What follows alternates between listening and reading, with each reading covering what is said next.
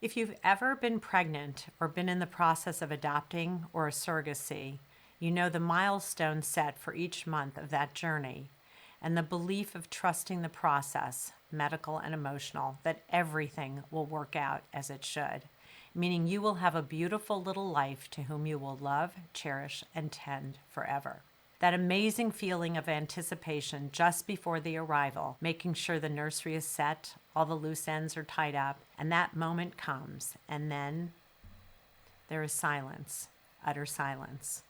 That is the experience of so many who have lost a child along that path, and so much harder and lonelier the closer you are to what should be the end of one journey and the beginning of your parental journey. This is just unnatural and unfair, and so very heartbreaking. In fact, I've been listening to Anderson Cooper, Is This All There Is, on loss and grief. It's really hard to listen to. He's magical and amazing, and I've learned so much. And he did an episode on his podcast featuring a mother who experienced this greatest loss and actually went through a stillbirth. It was beautifully shared and deeply painful to hear. I almost felt at moments that I was with her. It was very powerful. I do remember my own experience when I was 3 months pregnant. Lost the child, but the child did not expel. It was labeled an abortion medically because my body wouldn't naturally expel the lost baby inside me. I hated that term, as I wanted that baby so badly and couldn't understand. I even get teary, and this was 30-something years ago. Understand why the medical community seemed so cold. And my experience of the medical community is they're not cold. But in that context, seeing it written down in that way was so hurtful to me. Friends would console me with, "You'll have another child." And although very well-meaning, it actually was more hurtful, as I hadn't even adjusted to the loss of this child, let alone think of the next one. I cannot begin to imagine the utter devastation for those who have lost their children at a later stage of the becoming a parent experience. To have the hopes and dreams of bringing a child home, and for some, having to give birth to a stillborn child. It's hard enough to go through the experience of childbirth when you get the gift of your child at the end of that physical and emotional and mental challenge. Imagine, after all that, not receiving that gift.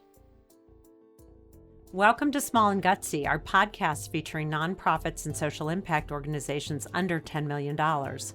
My name is Dr. Laura Witkoff, and I'm excited and proud to be your host. We hope you'll love the stories as much as we do, and perhaps you will find needed services, a job, volunteer, invest in, or donate. And for all of you followers, Small and Gutsy has just been granted nonprofit 501c3 status. We are thrilled to have moved in this direction, enabling us to continue to meet our vision of interviewing as many smaller nonprofits and social impact organizations as we can. So please pass along any valuable information you hear today to others, and send me the name of any organization you'd like featured at lwitkoff@gmail.com. That's 2 T's and 2 F's. There are 25,000 stillbirths in the U.S. today, with very little to no opportunity to process this loss. Actually, about the same number of children who die within their first year, both devastating losses that often result in feelings of isolation and loneliness.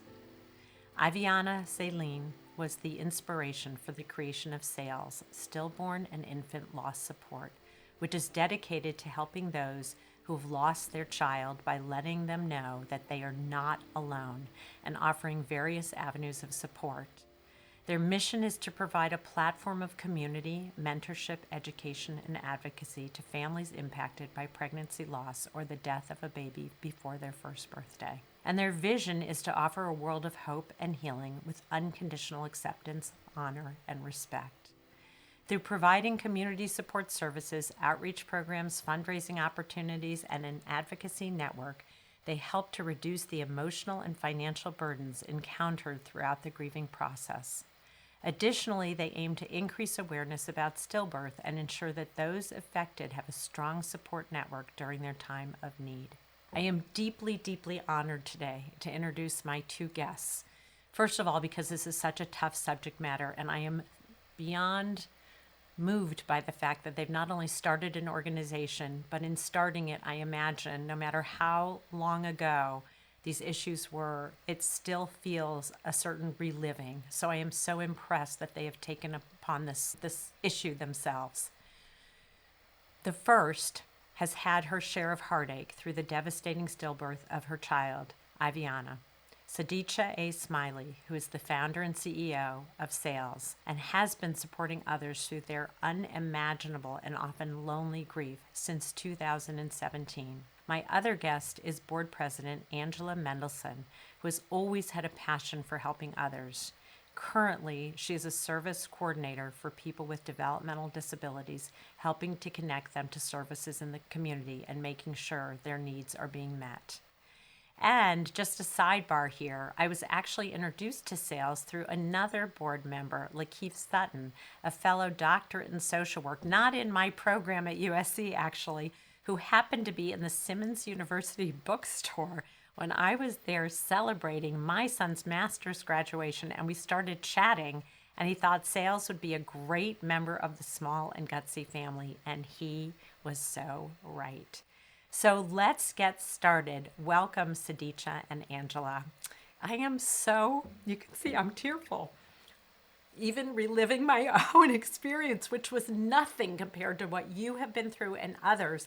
And yet that, brought it back to me, writing about it and thinking about it. It is like it was yesterday when I think about having to have managed it alone. And it's exactly what your website talks about, exactly what you all stand for, which is there is not a real community to embrace folks who have a loss that they don't know what to do with that loss. So, Sadicha, I'm going to start with you. You have a compelling story. Share what you feel like, but clearly you have turned a tragedy into a beautiful support for others. Thank you, Laura, and congratulations on your 501c3 status. I was taking some notes while you were doing the introduction. Thank you for having us. I'm grateful to Lakeith for the connection.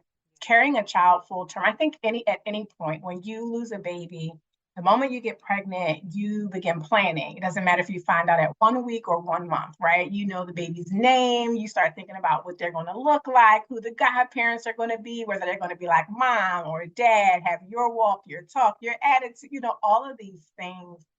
And it's such a joyous occasion. And so at any point throughout that time you're carrying that baby that you lose them, you lose all these hopes and dreams, right? You lose what they could have been, the impact they would have on the world.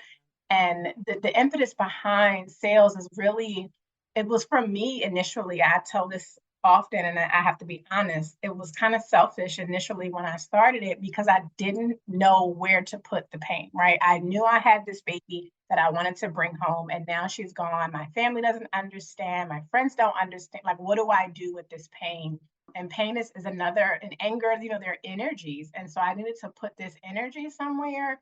And it went into building this organization and being able to talk about it and support other people. And so I remember when I was home, and whenever I tell the story, I think about, like, I didn't even realize that she had stopped moving. I was 9 months pregnant already. At the time, my husband, it was on his birthday actually, because I was getting ready for a surprise birthday party for him. And so, I was moving around and doing some things, and I was just so busy that day that when I finally sat down to take like a rest, I'm huge. I'm 9 months pregnant in the kitchen trying to get all these things together. So I sat down and I started thinking, like, well, when did I last feel her move? And I wasn't sure. So I started calling her name and kind of shaking my stomach. And initially it was just like, oh, maybe she's asleep. But then something in my gut, I just started to feel weird. And I was like, maybe this isn't normal. I don't really know what to do. Mhm. And no one ever told me, that you could carry a baby that far and the baby still die. So that was the furthest thing from my mind. And when I called him to let him know that I hadn't felt her move, her favorite food was McDonald's French fries. So he's like, okay, I'm gonna stop and get some McDonald's fries. I'll bring them home. She'll eat those. She'll, start moving. He stopped and got the fries, came home. I ate the French fries, and still she hadn't moved. And then we started to get nervous and started worrying. Called the labor and delivery nurse that was on call, and she was like, well, if you want to come in, you can. You can drink a cold glass of water, see if that stirs her up, and then call us back. So we went through all of that, still nothing. And I was like, let's just, go in. And we went in. I was in college. My husband and my best friend, the three of us went. We were kids. We were 20 something years old. Went to the emergency room. They hooked me up to the ultrasound machine. They were looking and looking. And when it gets this eerily silence and people start looking around at each other, you're like, something is wrong. But they didn't say anything, and they waited for the doctor to come in to confirm. And then eventually he told us that they couldn't find her heartbeat. And it was we were in shock and still trying to process. So, like, what next? And so eventually I was induced, was in labor for about 23, 24 hours, and eventually gave birth to her.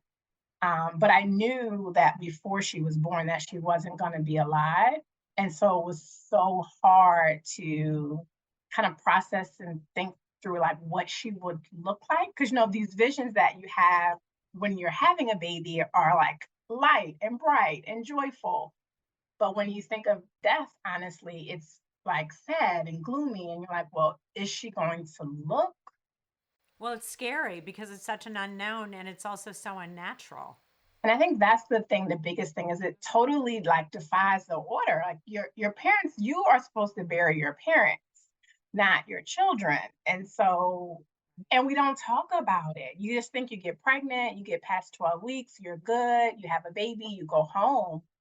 Um, but I didn't know that this happens so often in so many people that they don't all go home with the baby.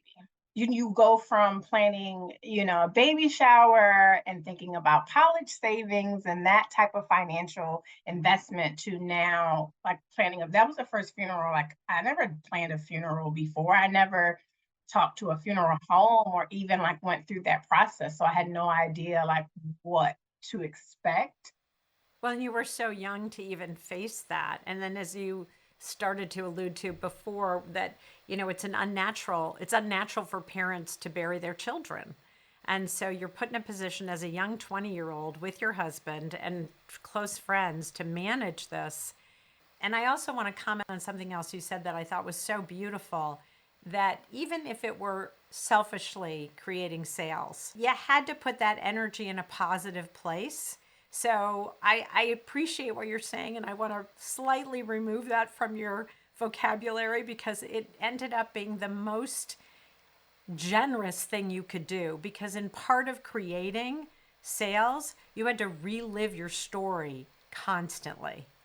And so to work through that in some way might be very cathartic, but it's challenging. And I give you an enormous amount of credit for doing that.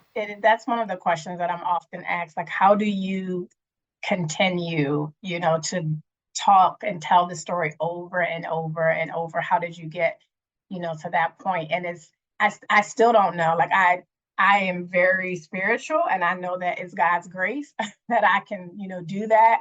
But one thing that I remind myself is it's difficult, but it's necessary because if there was someone like me at the time when this happened, I definitely could have used her or his story or their story, and just seeing that there is joy and life and happiness and freedom, all these things on the other side as you walk through it.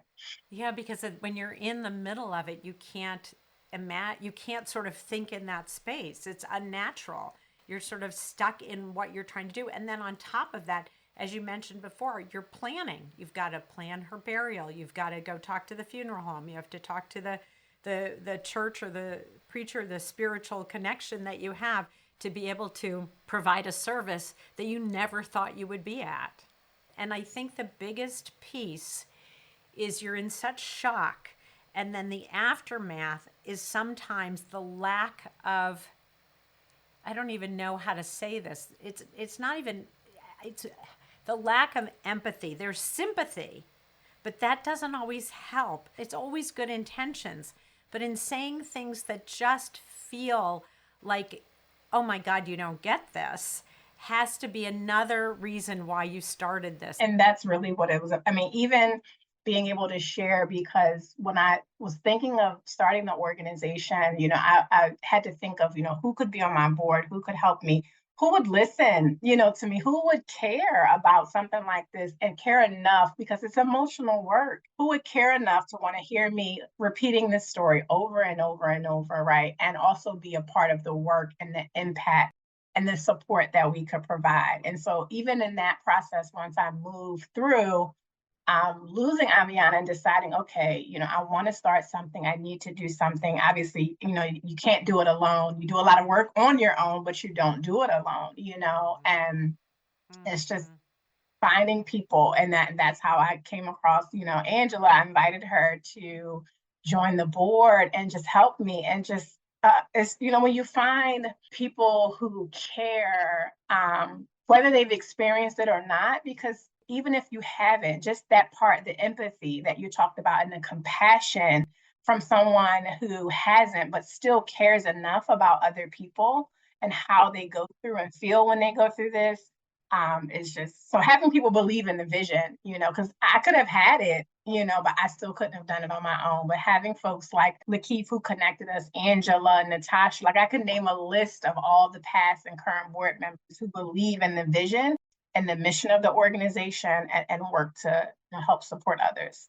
I think that it's necessary. You have to have folks that are within a village, even if they haven't experienced, as you talked about, because it takes a village. Because part of what you do is educational.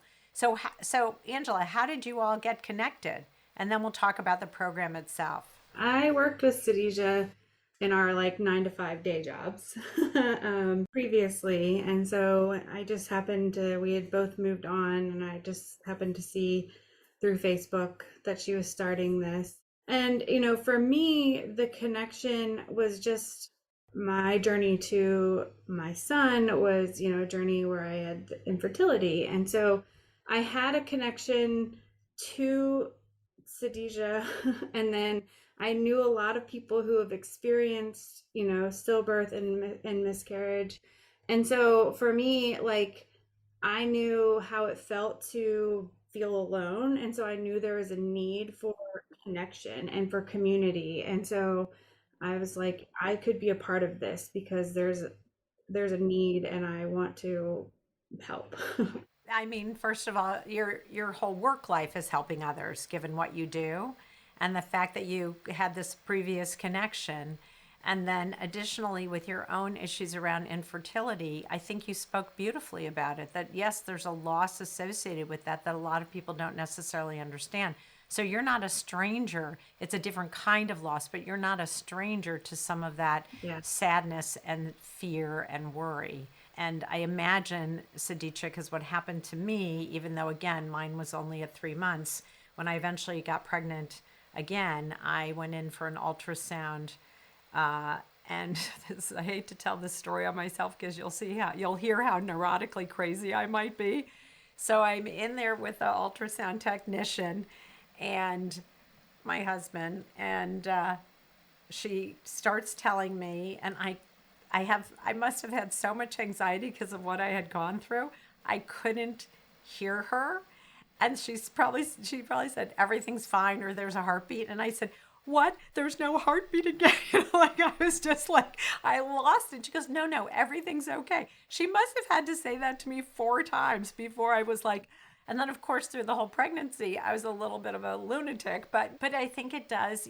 Trauma is trauma, and so I can only imagine in your future experiences that just is what you both with the people who participate in your program and your own experience. So I don't know if you want to speak to that kind of working through that trauma, but it still resurfaces.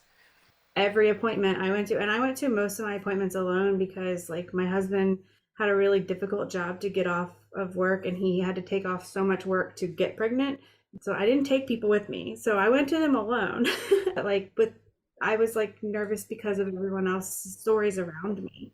And so I can't even imagine what other people who have Yeah. experienced it, and then like talking to people. And like one of our board members, she had a loss, and then she had her rainbow baby, and she talks about how hard it was. And at our recent open hour, they were talking about it, and they just said, like, they were talking about, when do you think you're going to be ready again? And it's kind of like, sometimes you're just never ready. You just have to be willing to do it, and know that it's going to be scary every step of the way. There is, psychologically speaking, there is research that backs up exactly what you're saying, which is really secondary trauma. So it doesn't have to be primary trauma to even witness. So your experience of your friends and your own experience of how hard it was to get pregnant, sort of bought into that secondary trauma and anxiety for you.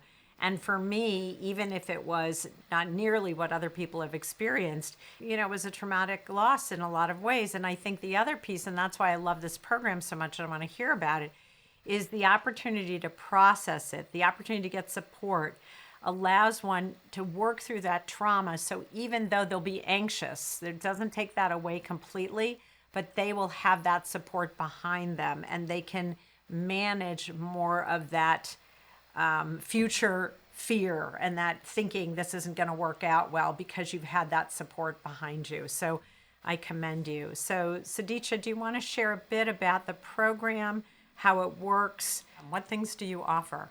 For sure. And I just wanted to go back quickly to the point where you were Yeah, getting the please. ultrasound and you didn't hear and you were like, wait, what? There's no, and it's not neurotic. It's definitely normal. Like that's some of the things, the conversations that we have with our mothers who are pregnant after loss is that it sounds crazy to other people, but it's real. Like some of us have phantom kicks. Like your baby is gone, but you still feel this baby moving. It's a real Oh, thing. And yeah. so pregnancy after loss is a whole Yeah. nother journey for those who decide to go try again. Thank you for saying that. I think none of us want to feel crazy and ever, we don't want to. And I think when you're around people who don't acknowledge or understand or don't have the empathy, frankly, you can't really share that because they will think you've lost it. And so I love that you do that work. That is like a huge piece for people to feel like, yeah, you're allowed to be scared and you're not crazy. And yes, this is going to happen. And let's anticipate it. So when it does, you don't beat yourself up. Right. And so, yeah. And also, something else that I wanted to say is that your loss is just as difficult for you as Sadija's loss was for her.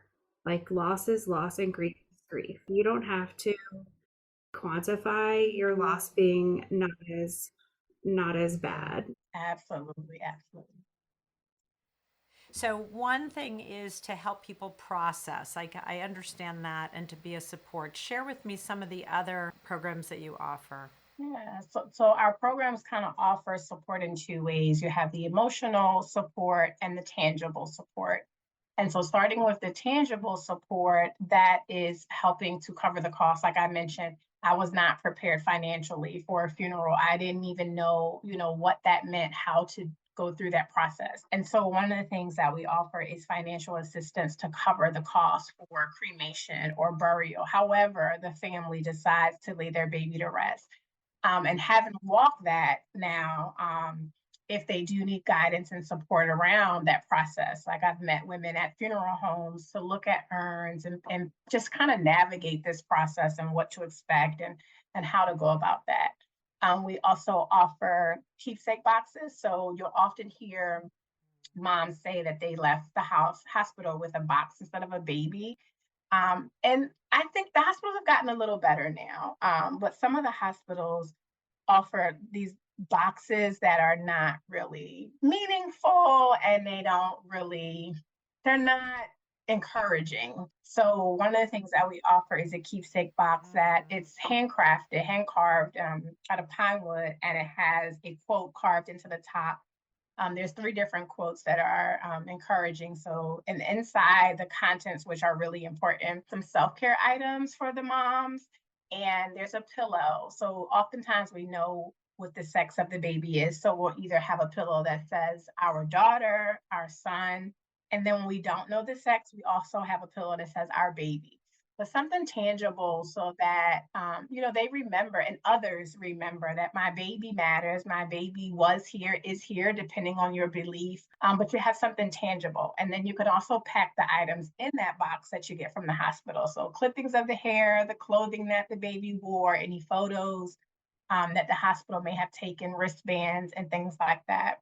And then our moving into some of the emotional support, I do individual and grief coaching, group coaching, I'm sorry, for 8 weeks.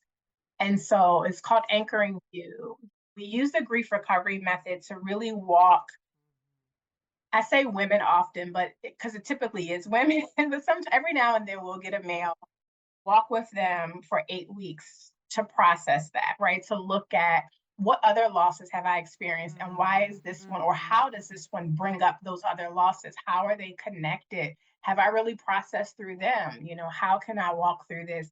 Is there anything that I wanted to say to my baby that I didn't get a chance to say? Are there things that I'm harboring towards myself? Do I feel bad that I failed my baby? How do I address that emotion as well? And really kind of being complete in the losses and being able to say and write those unspoken things, good, bad, or indifferent.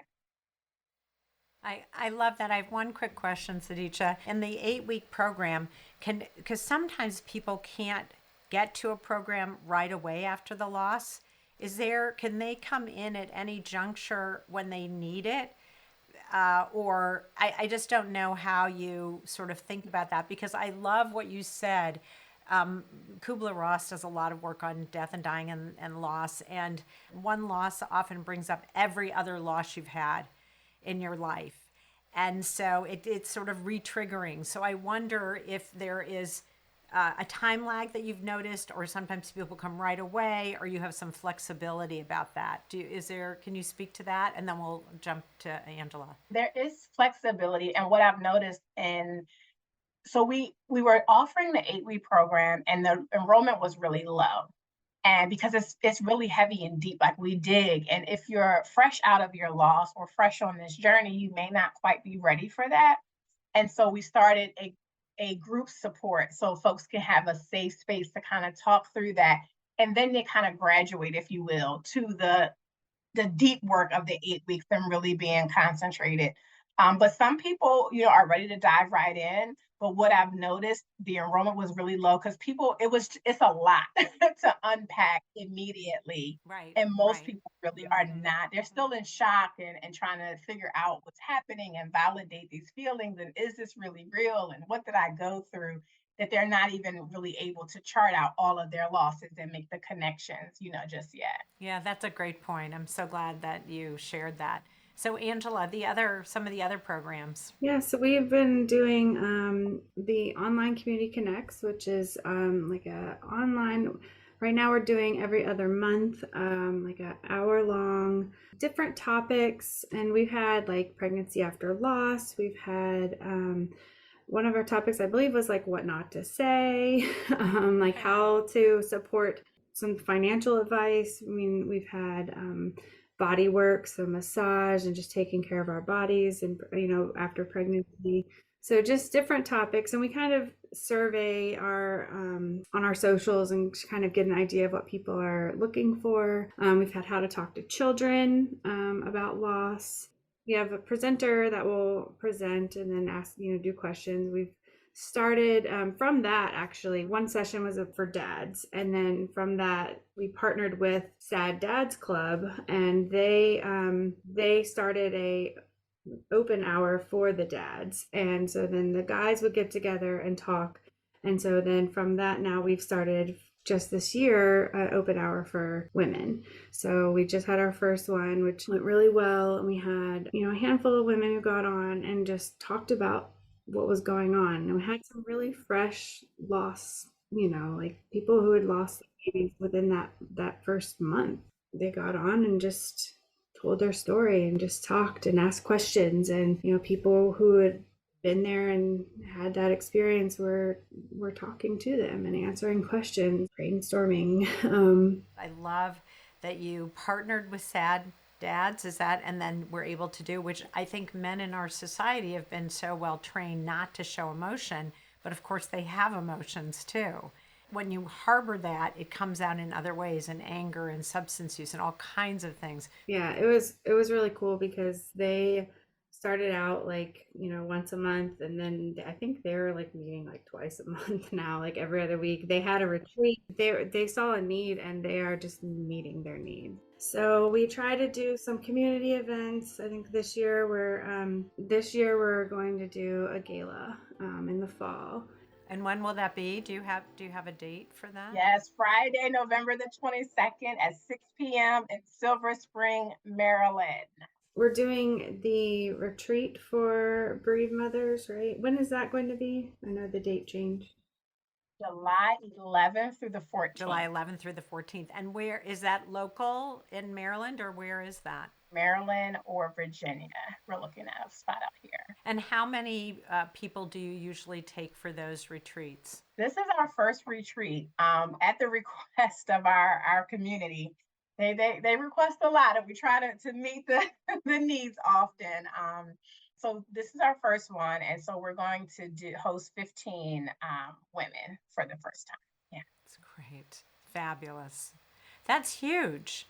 And will it be for a weekend, or how are you It will organizing be this? for a weekend. It'll be a Thursday through Sunday, and the women will be from all over. So we have kind of like a running wait list now. Some from Ohio, some from Texas, some here from Maryland, North Carolina. I'm originally from Philly, so there's a few moms signed up from there. Great. So you have this emotional, psychological kind of part of your program, and then you have more of the physical or financial part where you really help people with things that they wouldn't have, they were totally unprepared for. Like when you think of funeral expenses, or having to let people know, rather than sending out a birth announcement or letting people know you're doing something different. And that's, sometimes I imagine people's reaction is, I don't want to even let people know. I just want to hide under my covers for a while. And so to have a support to say, you might, this might be really hard for you, but it's necessary. I also feel that way. I love the box idea. I love that you've taken it over to something so beautiful. In psychological theory, we call that object relations. So it's an object that actually, and I remember in my own situation, someone sent flowers. Oh no, they sent a plant, and it was in a basket. And the plant died eventually. I saved that basket. I could not bear ever giving that basket away for exactly the reason that you're talking about. And with the box, there is significant acknowledgement that a life did exist for how long. And so it needs to be honored. Do you have that on your website? Just the word honor and integrity and grace and respect. And I think all of those words are part of that box experience that you've created for people. And in the beginning, it may be hard for them to say, okay, I want this. But in the long run, it will feel, to a certain extent, I hate to use the word comforting, but it will feel acknowledged. How about that as a word? Like truly acknowledged in terms of what the individual, the couple, the partnership has gone through. So I just love what you're doing. And you've really thought of all pieces to this and are still, it sounds like, still experimenting a little bit to see what will work. You mentioned before that your community asked for this retreat. So what's the feedback mechanism? Because clearly your community is in touch with you all the time saying, hey, could we do this? Or how did that come about? I love that you have that, but share with me how that came about. Yeah, so there's a multiple methods. So we often do polls on our social media. Social media is probably the biggest. We do have a monthly newsletter. So all the folks that are on our email list, we send polls and articles out through that modality, or that method rather, as well. And then our connection to, we have a really strong connection to Howard General Hospital here Mm-hmm. locally. I was going to ask you. Mm-hmm. Yeah, and so we partner with their perinatal bereavement and palliative nurse, who is really, closer to the ground when it comes to immediately following the loss. And she brings a lot of things back to us as well in terms of what the need is, whether it's culturally, whether it's physically. So she's constantly communicating. what the needs of the population are through the hospital as well. Yeah, that's great. Is that often how you get referrals as well? How do people learn about you? Yeah, either directly from the hospital, and ironically enough, people are just Googling. When it happens, you're so like just looking for answers. And that was one of the reasons with the name why I was very intentional about what the organization will be called. I wanted something, nice and pretty and dainty, but I had to think practical. Like, if what was I looking for when this happened? I wouldn't have been looking for Aviana's name had I named it after her. How would that come up in the Right. search for I thought someone? about that. And they're looking for stillbirth, or they're looking for, and so I wanted to make sure that, they were able to find us. And that's another way. That was in the name. Yeah, people are Googling. And that was 20 years ago. Well, not 7 years ago when I thought about it, but even think about now, like people are keyword searches and AI and all these things. So That's a really good point. I also wonder if, because now with this hybrid and so much, like we're doing Zoom online now, we wouldn't have been able to do interviews, right? So I wonder if there are other hospitals for any of the people who are coming to the retreat or people who are doing the hourly, if you can connect to those hospitals, not to grow you too big, because I'm sure you have more than you even, your hands are full. But it would be another way, because I don't know that enough hospitals outside of their own services that they offer, once you leave, they're like, well, you can follow up with us or we'll check in with you in a week or two, but that just doesn't do it. So I wonder if that can be a way that you can also build your network, because what you're doing is so remarkable. So Angela, you started to say, or you look like you were going to say something. I was going to say one other thing that we have done is we donate cuddle cots to hospitals, which we didn't talk about. So a cuddle cot allows the family, just gives them the gift of time. So it keeps the baby cold so that it slows down the body's like natural decomposition process, so that they can spend time, take pictures. It allows them just to have that time, not have to rush right off. And not all hospitals have it, so we've used our proceeds from the summit in the past to donate to hospitals, and so that is something we've done. When you donate those to hospitals, do you walk them through how best to use them? yeah, we have walked them through like how to connect them and kind of the technical side. It's interesting that you asked that question because the company, the Cuddle Cat company, they just rolled out a training for individuals and organizations that donate them to go through the training and then take that and train the recipients of the Cuddle Cat. And so one of the things that we talked about doing is making sure that before they accept the Cuddle Cat, that we are training them on how to use it, and making sure that we get feedback, because we were donating them and they were just out there. They knew how to use them, but we didn't know if they were using them, how impactful it was. And so, kind of as a partnership, that if you receive this Cuddle Cat, you'll be sure to use it in these circumstances, and then let us know how it's helping. We've heard from families that have used it, but not from the hospital side. I think that's really smart, because it also measures your impact that you have on families or on hospitals who now have a resource that they can use. And without that, they may not have thought of it. Usually, toward the end of the podcast, I ask a round of quick and gutsy questions that are fun, sometimes interesting, sometimes.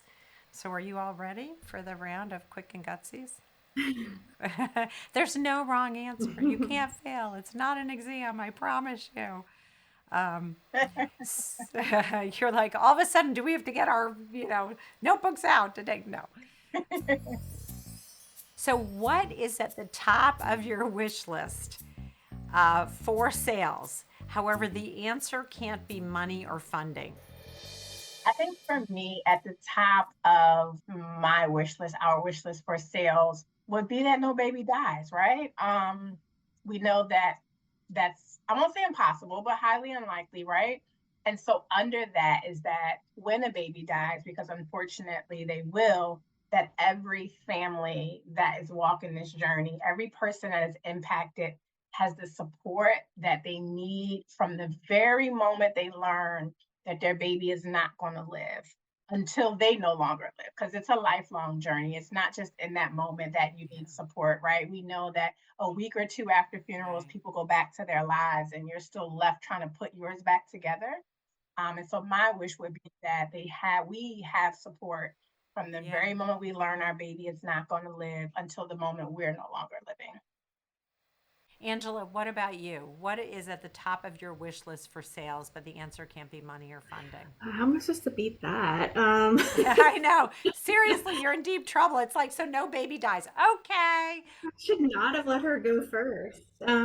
I think as the leader, I think having just a really good team.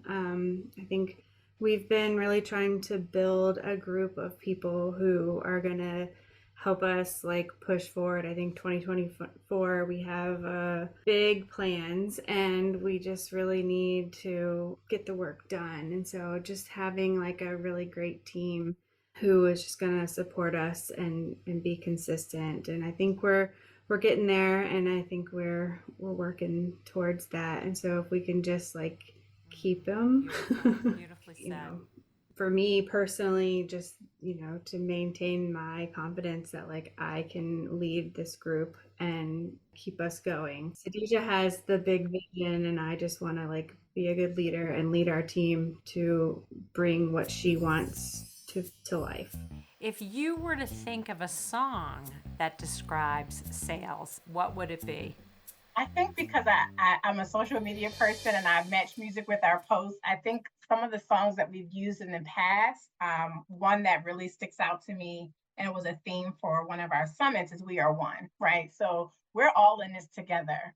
And, we're one. We have to support each other, whether it's you that's on this journey or someone like we need each other. It takes a village to raise a child. It also takes that same village to support the family who loses the child, right? So I think "We Are One" comes to mind for me. I love that. That's beautiful. Thank you. Angela, what about for you? For me, just a song that brings me comfort and peace is just Oh, Amazing you're going to Grace. make me cry. Yeah. That's a tear. Yeah. Woof. Yeah. Beautiful. So true. So tough, right? What makes sales gutsy? You're on small and gutsy for a reason. What makes sales gutsy? Because you are. The topic's hard. People, I mean, if you're experiencing loss, you don't want to talk about it. If you're not experiencing it, but you know someone who is, you're scared to talk to them. You don't know what to say. You don't want to say the wrong thing, or you do say the wrong thing, and then what. So doing the work is you have to sometimes dig in, but it's worth it.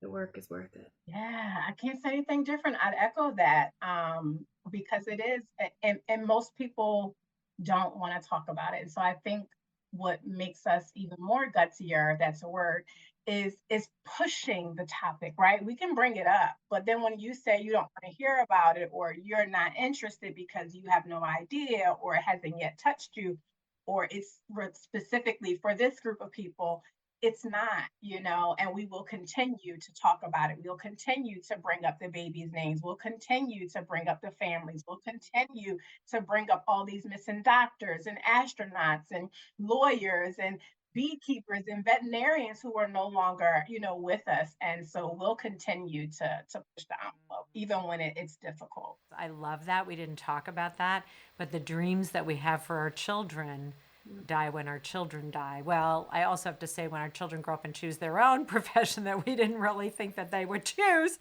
And I'm kind of half joking, but you're exactly right. And Cindy, to bring that up is so, I'm just moved by that because you really help someone go through not only that initial loss, but the loss of what could have been.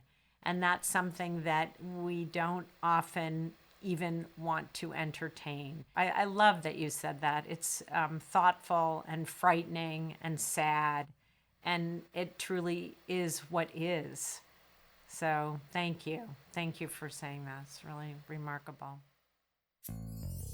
What is something that outsiders or even a few insiders don't know about Well, I mean, sales? I think that Sadisha has big ideas, and I think that we're just scratching the surface of where sales is going. I don't know if you want me to say it or not, Sadisha, but we'll be providing, services to families immediately following their, stillbirths in the hospital and their homes. We're doing the things that Sadisha wants to do.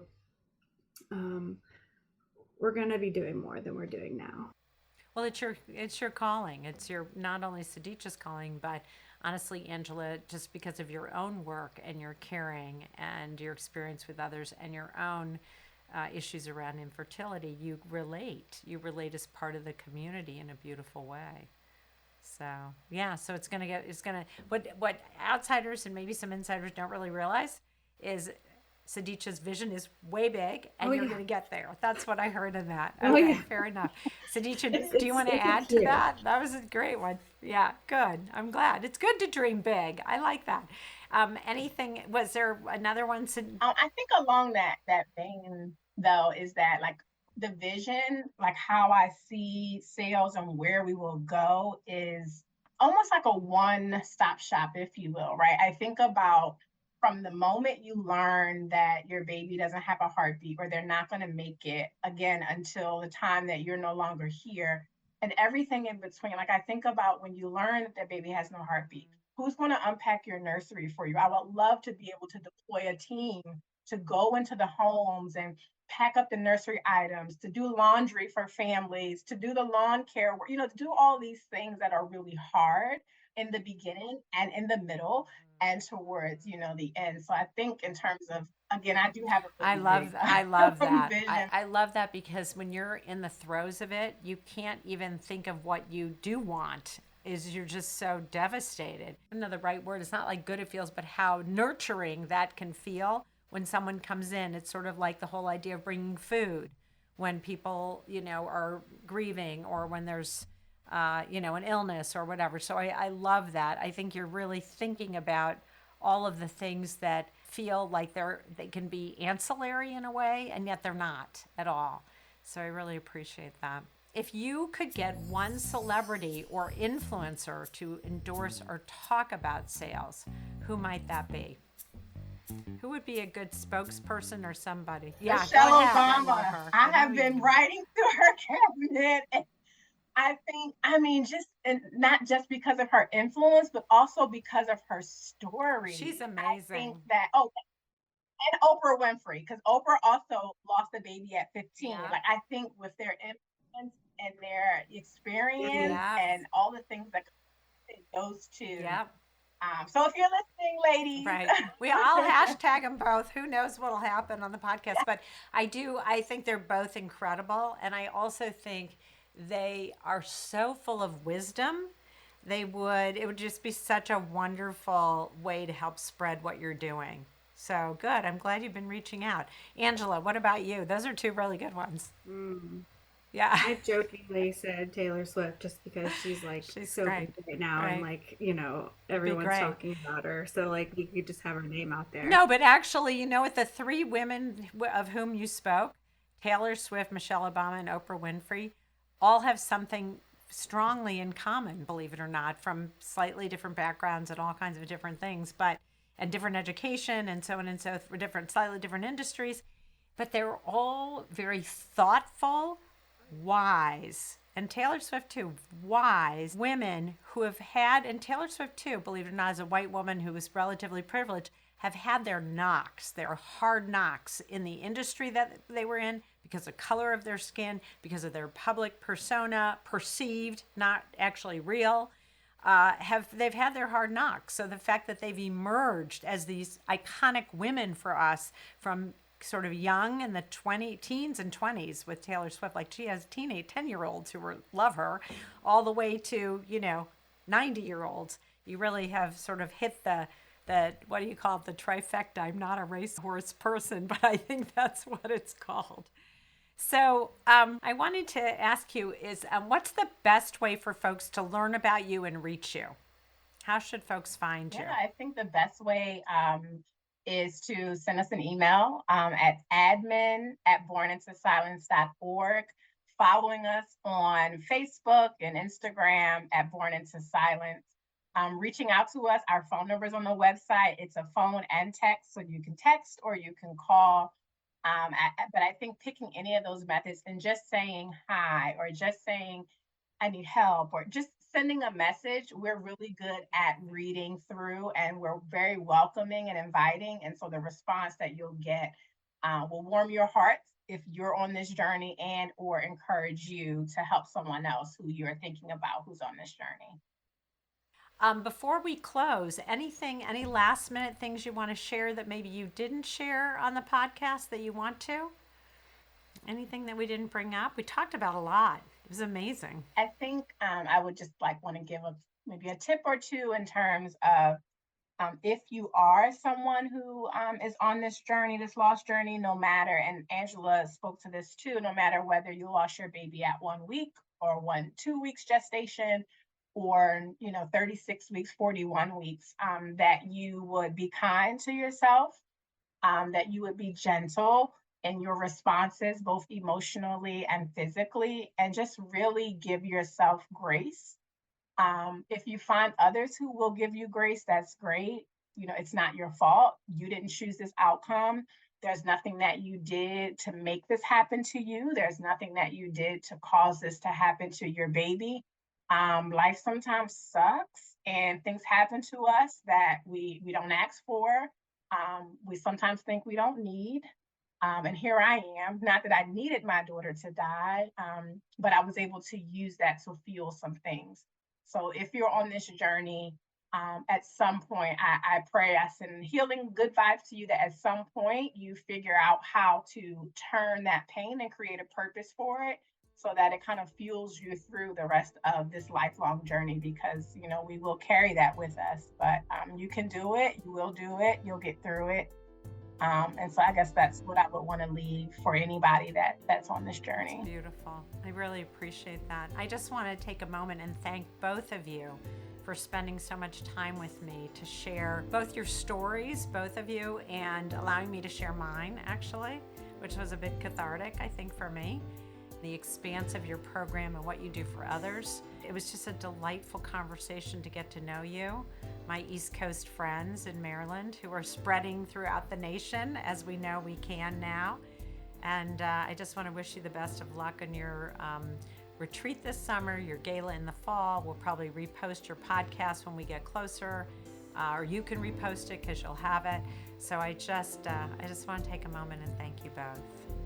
That's great. And thank you, Laura, because you're small and gut. This is a hard conversation, and it takes some guts to facilitate this and to even open up a platform to talk about a topic as heavy as this. And so these are ways that we can break the silence and shatter the stigma and help others understand that they're not alone. So thank you, Laura, for being willing to share your story and having the guts to put this out on your platform, because it's not easy, So we thank you as well. Thank you. And I wish you all the best of luck as you expand this program.